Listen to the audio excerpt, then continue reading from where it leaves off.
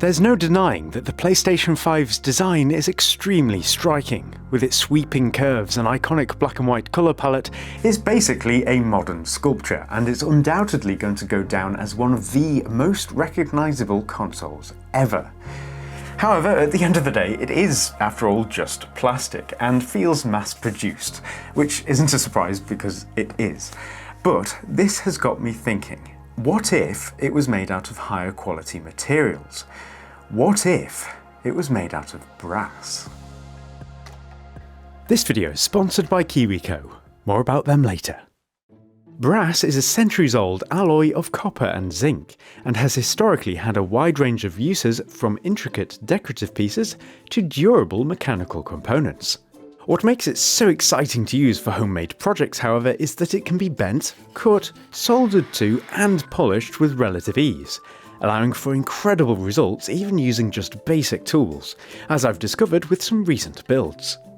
Despite this workability, the PS5 is such an unusual shape that it's going to be a huge challenge to recreate its outer chassis with brass and still retain its sleek appearance. But if I get it right, it's going to look stunning. The first step is to strip the PlayStation right down to its individual components. This is actually fairly straightforward, and as you can see, it's quite a remarkable device internally, especially with its unique looking heatsink. Continuing the strip down process allows me to remove this central glossy plastic mid-cover, which is the first part I'm going to recreate in brass. For this, I'm starting with some sheeting that's 1.5mm thick to match the original part, but predictably marking its shape for cutting out is a bit tricky, as it's well curved so can't be easily flattened out. The solution for this is to instead make a template using paper, as it can be bent to match the part's curvature. Once cut out, it can simply be stuck to the brass and a jigsaw used to trim it down to match. This leaves me with quite a nice shape, and I can now manually bend it to copy the original curves.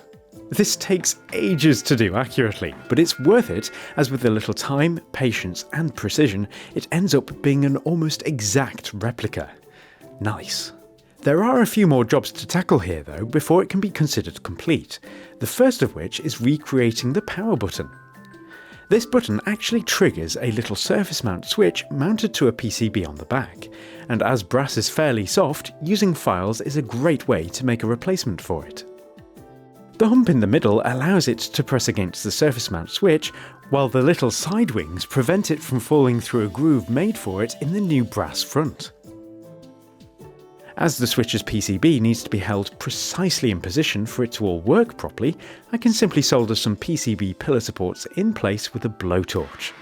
This is one of my favourite characteristics about brass, as when it reaches the right temperature, the solder just melts on contact and gets pulled in between each part by capillary action, resulting in a nice strong joint when cooled.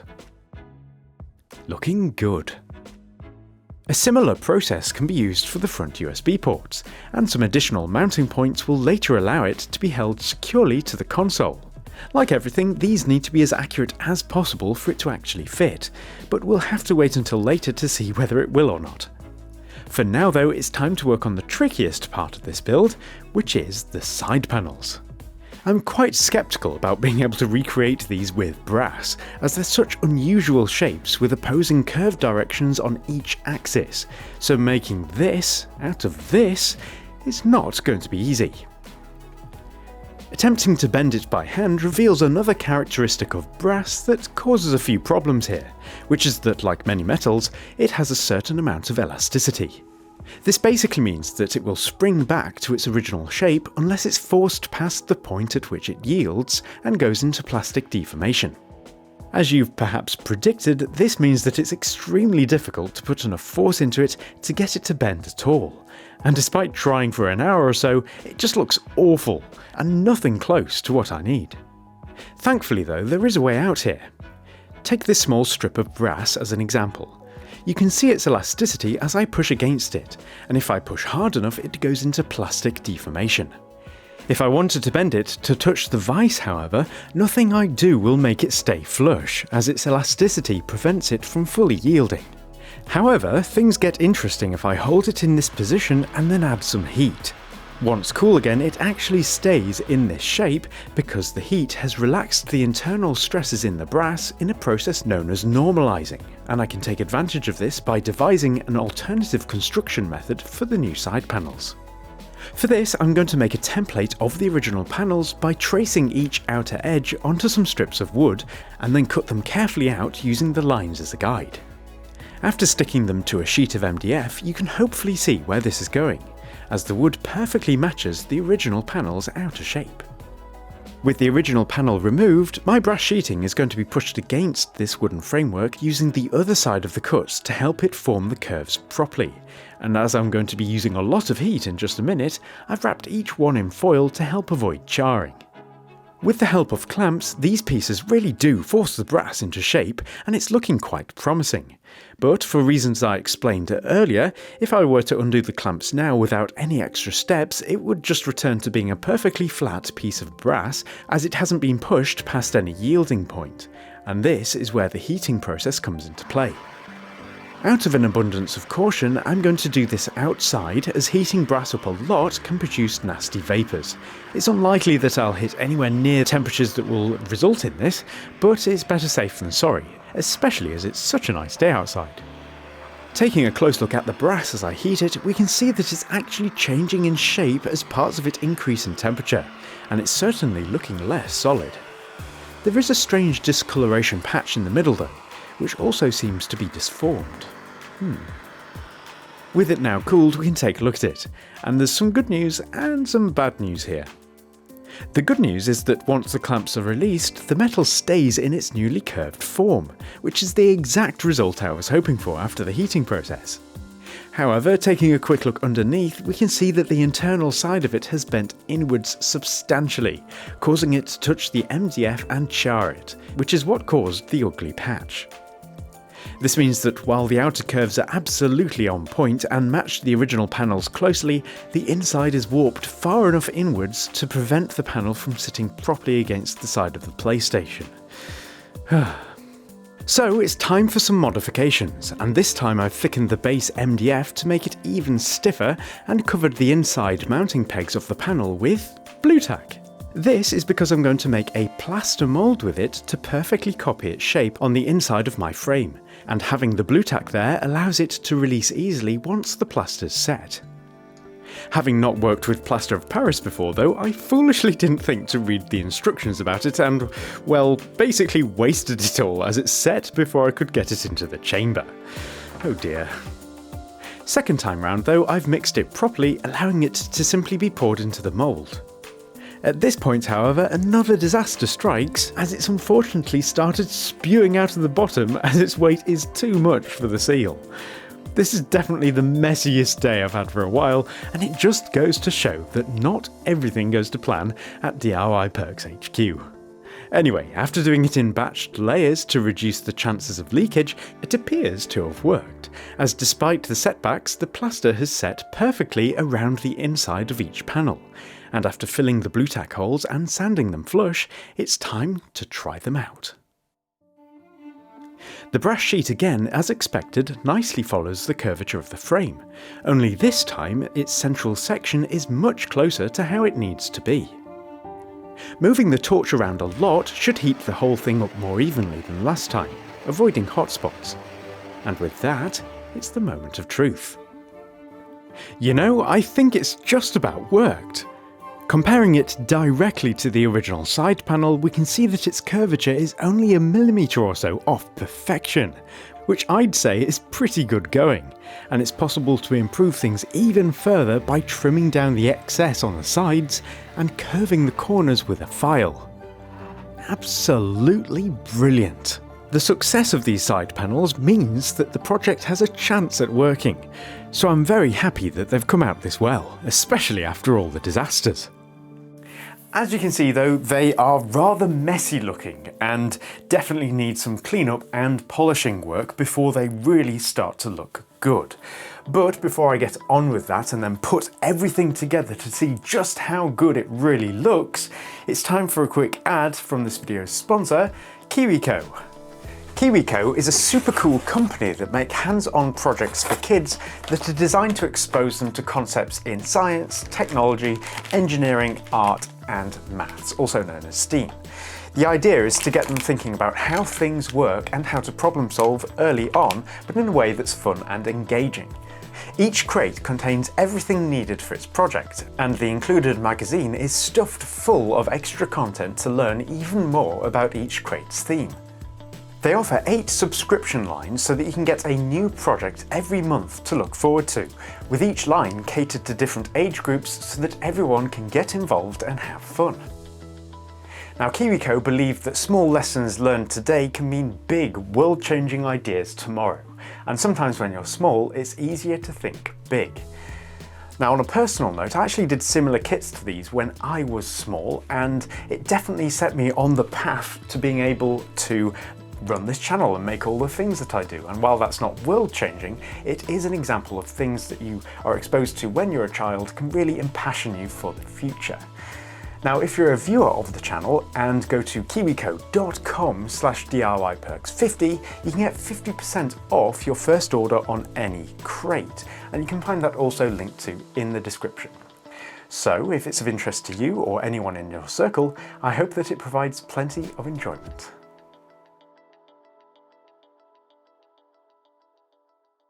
Now, the polishing process that's going to make these brass pieces shine is actually very time consuming, but it's totally going to be worth it. The first step is to use some wet and dry sandpaper to take the worst scratches out of the surface, gradually using finer and finer grit values in several passes until it's extremely smooth, after which it can be followed up with some metal polish. This really takes it into another league entirely, and the shine polished brass has is just sublime. To finish this part off, all it needs now is its new power switch mounting in place, followed by the acrylic side wings from the original. These side wings work in tandem with an LED board to make a really nice gentle glowing effect, which should look quite interesting reflected in the brass. So with that, it's time to see whether it can actually fit onto the PlayStation. While it is a little stiff, everything does clip back together nicely, and after screwing it all down, we can catch an impression of the final aesthetic. And oh boy, I'm pretty excited having seen this. At this point, the side panels too can be finished using the wet and dry method, though before doing the final pass with polish, I need to devise some kind of mounting method for them. You see, the original panels use individual pegs that clip them in place, but as mine are blank at the moment, there's nothing to stop them from falling away. So to recreate these pegs, I got a few more brass pillar supports and trimmed them down at an angle. This allows me to set them against the inside of the panels, using the original shell as a template. As they have a hole down the middle of each one, it allows me to stick some solder down them and very carefully and briefly heat them up from underneath, which melts the solder and strongly welds them in place. As you can see, I've gone with different lengths on each one to match the peg lengths, and I have soldered a little disc in the top corner which acts like a clip, just like on the originals. This leaves me with one last thing to do, which is to finally polish up these side panels, after which they can be clipped in place. Are you ready for this?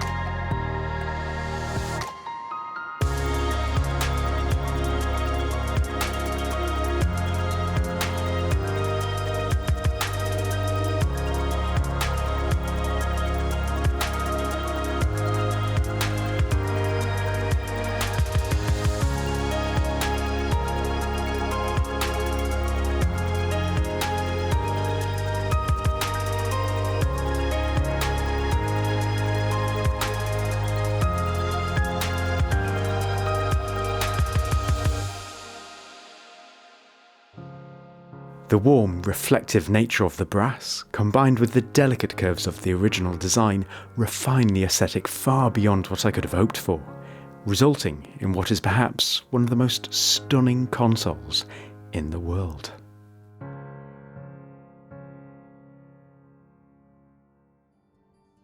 A couple of things to note here is that compared with the original, the look really is quite striking, and certainly more eye-catching, and makes a nice companion to the brass monitor that I made in my last video. I did have to move one of the Wi-Fi antennas outside at the back though to keep the Wi-Fi signal strong, but as the back will rarely be seen, this isn't too much of an issue. Now, brass always looks great when it's polished up, but in this case, because of all the different curves and the angles on the PlayStation 5, it looks particularly stunning, almost like it's something out of the old Star Wars, which can only be a good thing in my book. Now, I don't normally do this, but if you want to directly influence the video I make next, hear me out, because I've got an idea of what I can do with the PlayStation 5 that's aesthetically the polar opposite of what you can see right here. So if you want to see that, all you've got to do is press like on this video, because I'll just be monitoring the likes, and if it's above average, I'll get making it. So if you want to see that, you know what to do. But until then, I'm Matt, you've been watching DIY Perks, and I hope I see you next time. Goodbye for now.